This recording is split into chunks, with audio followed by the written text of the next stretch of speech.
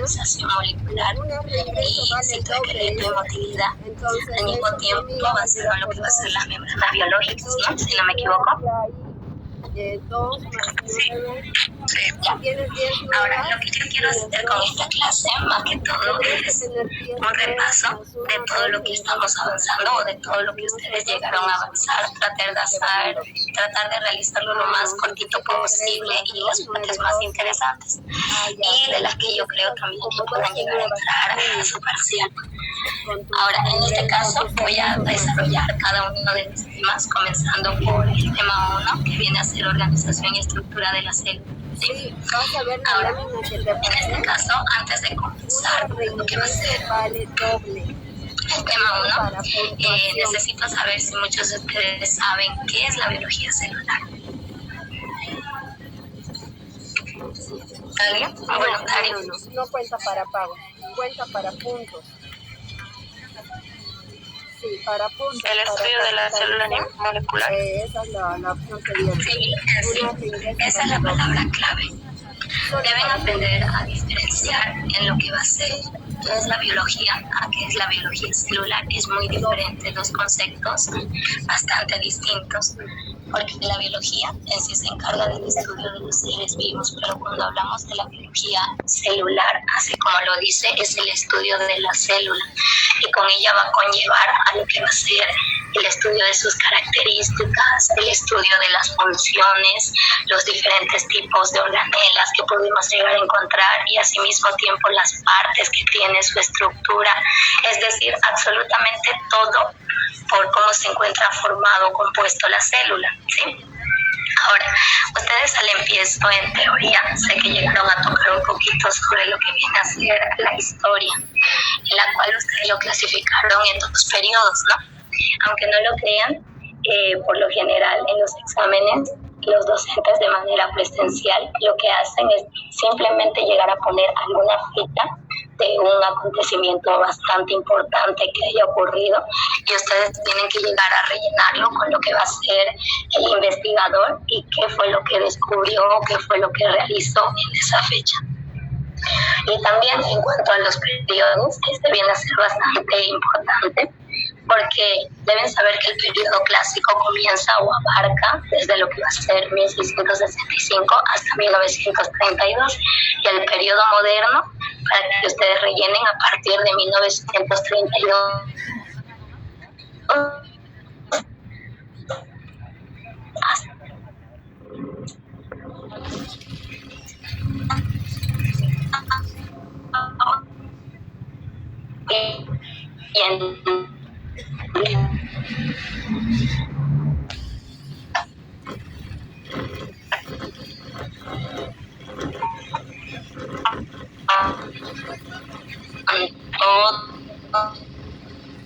los descubrimientos que se han llegado a realizar. Sí, es por esa razón que les voy a mencionar algunos acontecimientos bastante importantes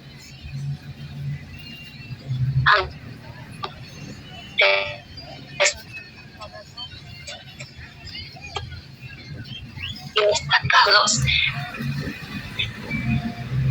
que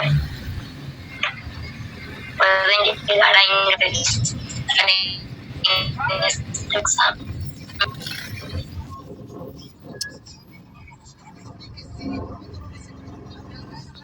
Por ejemplo, a mí me recuerdo que estaba rellenando con que este se caracterizaba porque fue quien descubrió lo que son las células de corcho y al mismo tiempo llegó a publicar un libro que se conocía como micrografía. También está el de Fleming, en la cual llegó a describir lo que viene a ser la división celular, la cual se conoce como mitosis, entre muchos más. Esto más que todo lo puse para que ustedes lo puedan leer y puedan llegar a aprender estos acontecimientos. Ahora, yéndonos un poco ya a lo que viene a ser el tema, que habla netamente de lo que va a ser la célula, debemos empezar por ello. ¿Por qué es la célula? ¿Alguien sabe? Es la unidad mínima de la vida. Sí, ese es un concepto que acaban de decir. A ver, otro concepto. Me gusta escuchar, cada uno tiene diferente criterio y pensamiento, ¿no? Es la unidad más pequeña del ser vivo. Morfológica y fisiológica del ser vivo. Sí. Es la unidad básica de todos los seres vivos. Todos los conceptos que ustedes dijeron están bien, no están mal.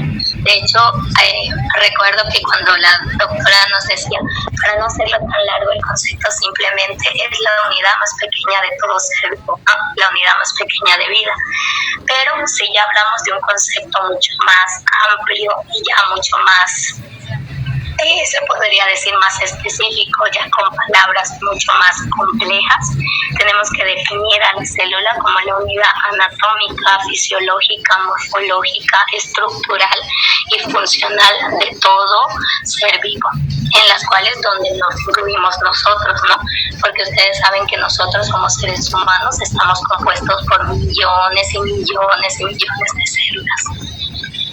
En cuanto al tamaño y la forma, la célula puede llegar a ser variable. ¿A qué me refiero? El tamaño puede llegar a ser tanto grandes como pequeños. La forma puede abarcar desde células que sean redondas, que sean ovaladas, que tengan, por ejemplo,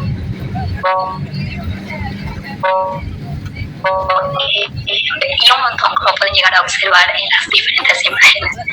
Otra cosa que también deben tomar en cuenta cuando se habla de la célula es, no sé si ustedes al principio llegaron a tocar como una pequeña clasificación que estaba tanto a nivel químico como a nivel celular, en la cual había como un pequeño párrafo que nos ayudaba a definir en sí que la célula, ya dijeron, es la unidad de vida de todo ser vivo, pero esta célula justamente es que cuando se agrupa forman lo que son tejidos, y los tejidos forman, ¿qué forman los tejidos?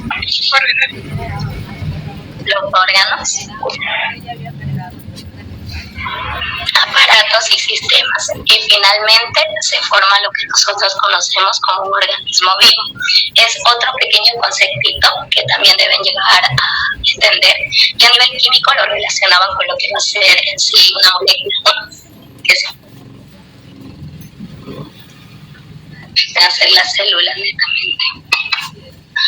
Ahora, esto es muy importante de esto.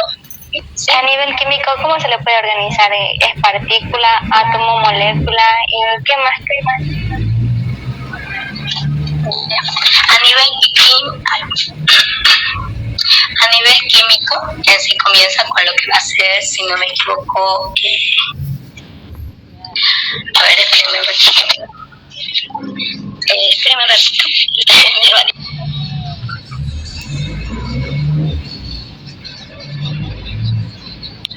Ya, lo siento, chicos. Como les decía, a nivel químico podemos clasificarlo, comienza con lo que son los átomos. Cuando estos átomos se juntan, van a formar lo que van a ser las moléculas. Luego estas moléculas van a formar las partículas, y estas partículas finalmente forman lo que nosotros conocemos como la materia, ¿no? Eso puede llegar a ser a nivel químico. ¿Puedo volver a repetirlo, por favor? Ya, a ver, vamos lento. Los átomos forman lo que son moléculas. Las moléculas forman partículas, y estas partículas van a llegar a formar la materia.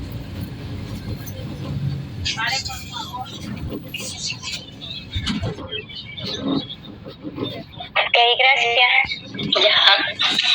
Ahora, como les decía, este punto de aquí es bastante importante y que pueden observar, y es en cuanto a la clasificación que tiene la célula, en este caso por su organización. Podemos llegar a clasificarlas en dos tipos, que se conocen como células eucariontes, y también tenemos lo que son las células procariontes, o también pueden llamarlas como procariota, eucariota. Vale, por favor.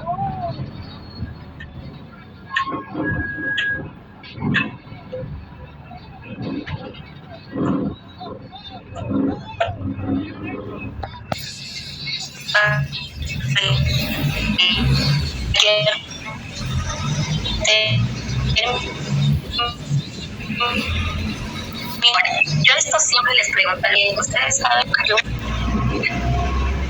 Sí, en sí es la membrana nuclear, y que estas células procariontes, en este caso, no poseen lo que va a ser un núcleo definido, y es lo que ustedes pueden observar en esta imagen. Claramente aquí podemos observar que este tipo de células no tienen un núcleo, pero que yo diga que no tenga un núcleo no es lo mismo que decir que no tenga material genético. Quiero que esto les quede claro. En sí, todas las células tienen material genético. Si no tuvieran información genética, no serían considerados organismos vivos, ¿ya? Ahora, estas células procariontes no tienen núcleo, pero el material genético se encuentra disperso en todo el citoplasma. En cuanto a las demás partes que pueda llegar a tener, está lo mismo que una célula. La pared celular, la membrana celular, también está la presencia de ribosomas. En este caso también podemos observar la presencia de lo que iba a ser un flagelo, tenemos el citoplasma, etc. Ahora, dentro de estas células procariotas podemos mencionar principalmente lo que son las bacterias, también están los micoplasmas y las algas verde azules. Yo sé que cuando muchos de los docentes les explican lo que viene a ser en cuanto a las bacterias, les dan un ejemplo. ¿Recuerdan qué tipo de bacteria es? Les dan una bacteria. ¿Escherichia coli, algo así? Escherichia coli. En sí, por lo general, a ellos les encanta preguntar en esta parte como un cuadro didáctico en las cuales ustedes tienen que escribir, no escribir, más que todo mencionar cuál va a ser la diferencia entre cada una, pero no significa que le van a poner encima de ella una célula eucariota o una célula procariota. Por ejemplo, como representante de una célula procarionte le pueden poner el nombre de una bacteria, como es el caso de la Escherichia coli, ¿ya?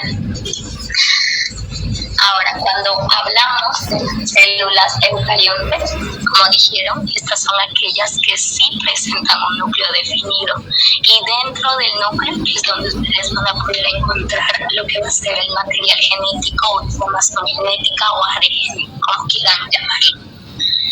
Y por lo general esta información genética se encuentra en mayor cantidad en este tipo de células eucariontes.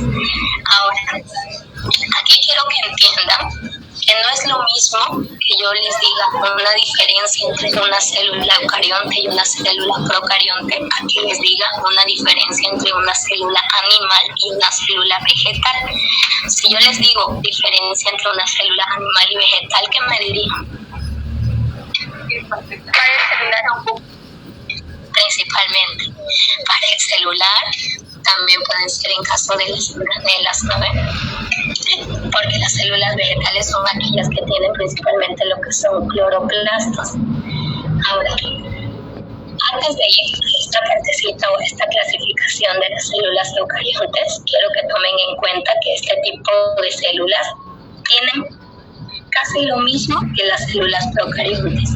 Lo que no tienen las células procariontes más que todo viene a ser un sistema de endomembranas. Las células eucariontes sí.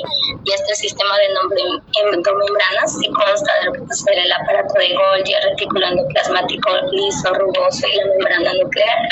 Eso es lo único que no tienen las células procariontes. Ya.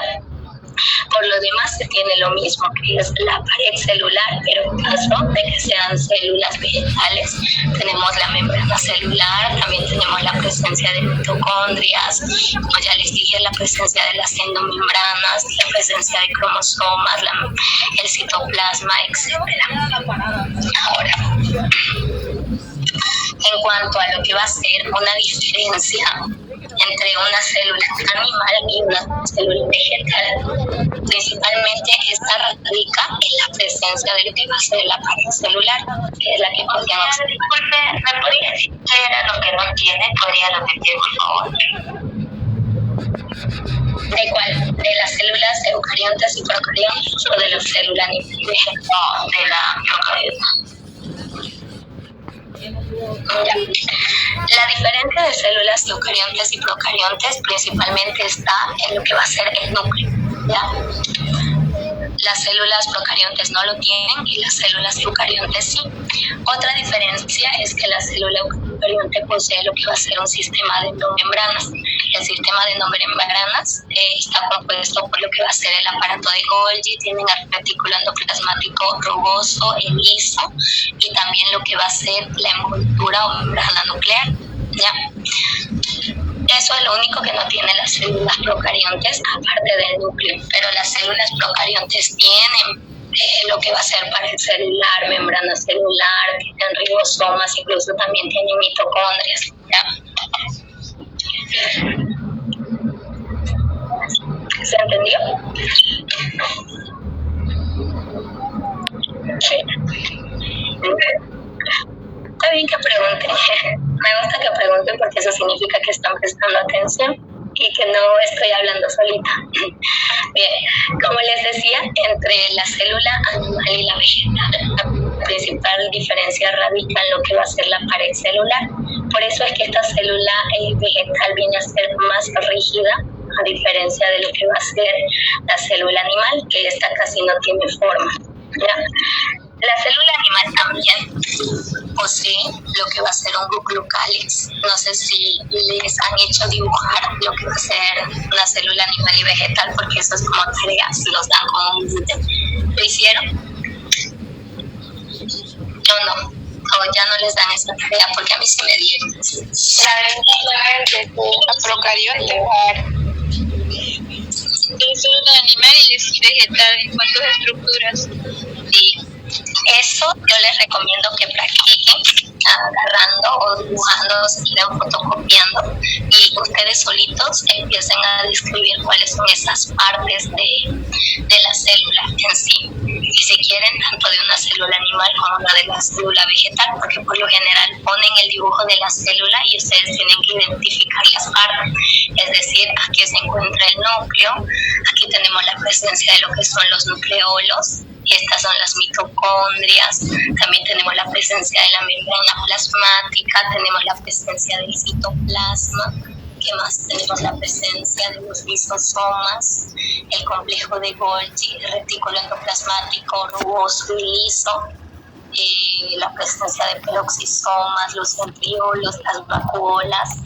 Por cierto, las vacuolas también vienen a ser otra diferencia de esta célula animal y vegetal, porque por lo general las vacuolas son mucho más grandes en las células vegetales que en las células animales, aparte de los cloroplastos, que son característicos solamente de células vegetales. ¿Ya? Otra cosa, aparte de las partes, también es muy bueno que ustedes se aprendan la función que llega a cumplir cada parte. Por ejemplo, la más importante, ¿qué función cumple la mitocondria? La respiración celular. Generación de ATP. Correcto. Cuando les hablan de mitocondria, ustedes dicen síntesis de ATP, punto. Es la función más importante que cumple la mitocondria. ¿Ya? ¿Qué más? La pared celular cumple Absorción de nutrientes. Aparte de eso, la principal función es proteger a la célula. ¿Ya? Disculpe, ¿qué dijo que era su función principal de las mitocondrias? La síntesis de ATP o energía, como quieran. ¿Saben qué significa ATP por si acaso? Adenosín trifosfato. Correcto. Ojo, ya están a punto ustedes para su examen. Así. Bien, ¿qué más? ¿Qué más le pueden preguntar del citoplasma, del peroxisoma? ¿Qué es el núcleo? ¿O qué función cumple el núcleo? Es la que contiene la unidad genética. Control de actividad celular. No escuché, ¿qué dijo? ¿Qué fue lo que preguntó Lisa? ¿Qué función cumple el núcleo? O si quieren, díganme qué es el núcleo. Es esférica, central. Es el material que contiene los materiales genéticos. En palabras más claras, es el que contiene la información genética que va a llegar a ser pasada de generación en generación. A ver, vamos a poner un ejemplo más sencillito. Ustedes siempre cuando ven a un niño dicen, tiene los ojos de su madre, tiene la cara de su padre, tiene el cabello como su madre. Esa información genética es la que pasa de descendiente a descendiente y es la que determina las características que va a tener una persona. ¿Ya? Bueno, y entre los demás ya es tarea para ustedes de preferencia. Anoten cada parte y al ladito añadan qué función cumple en palabras simples que ustedes puedan llegar a identificar. ¿Sí?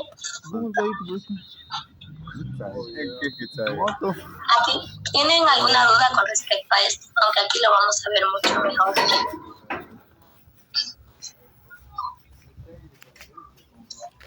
¿Les quedó alguna duda entre la diferencia de una célula animal y vegetal? Creo que todo está claro.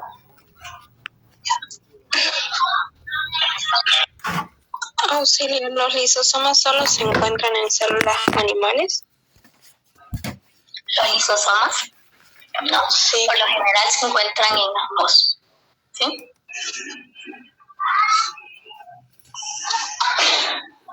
Bien, este pequeño cuadrito es algo que les voy a pedir que quizás se aprendan, porque es muy importante cuando ustedes quieran llegar a diferenciar entre lo que va a ser una célula procariota y una célula eucariota. Por ejemplo, cuando hablamos de la membrana nuclear,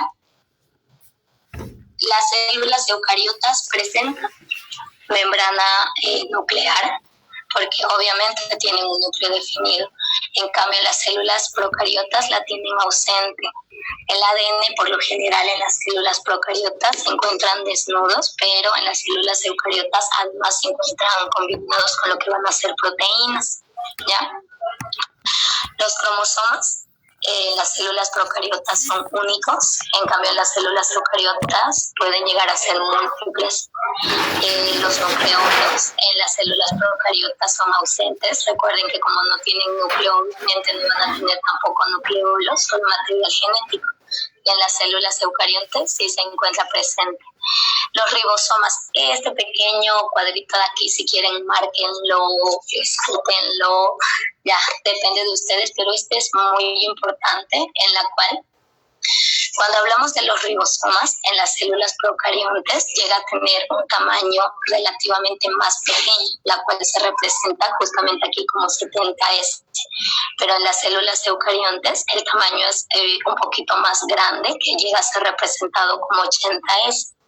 Y así ese es como una simbología, si no me acuerdo, significaba Celdrich. No sé si le preguntaron a su docente o les dijo Celdrich eran como un nombre. Y aquí es lo que le ¿No significa un coeficiente de sedimentación de 80? ¿Cuál es de los ribosomas? Sí. Creo que eso en parte hace referencia a la relación, pero yo tengo entendido que tiene que ver más relación en cuanto al tamaño que van a tener cada uno y se representan por ello.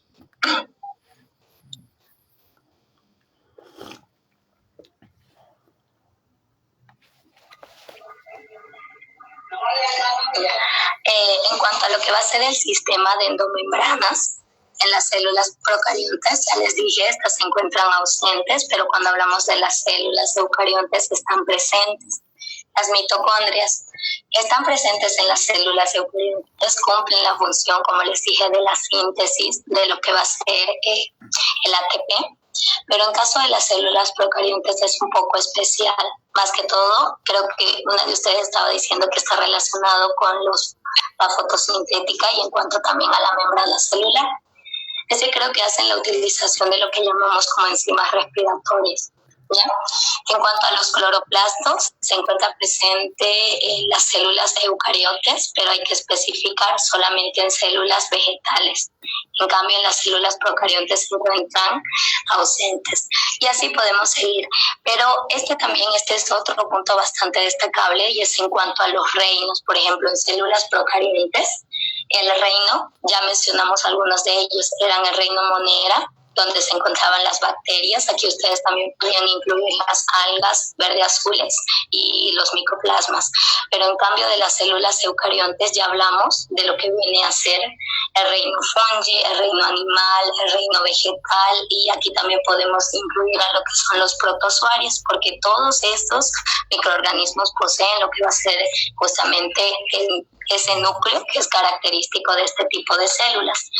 Aquí les decía que les puede dar un cuadro similar a este, con estas características en las cuales ustedes tienen que rellenar estos datos de aquí, pero no les puede decir específicamente una célula procariota y una célula eucariota. Les puede poner como ejemplo una bacteria como la Escherichia coli, o les puede poner micoplasma, como les dije, pero por lo general, como siempre, la bacteria que más mencionan, le ponen la Escherichia coli, y en la célula eucariota, en vez de ponerle célula eucariota, les dan algún ejemplo de algún reino. Por ejemplo, le pueden poner una ameba, un paramecium, ¿ya? Pero básicamente tendría que ser lo mismo y ustedes tendrían que poder identificarlo. No sé si me dejé entender con esta parte. Sí, en el cuestionario nos dio un ejemplo así. Ay, qué bien. Pero ya se los está dando más o menos, o los guían de acuerdo a cómo lo van a hacer el examen. A mí recuerdo que me lo hicieron mucho más fácil y me pusieron célula procariota y eucariota. Ya. Otro punto importante en cuanto al tema 1 viene a ser la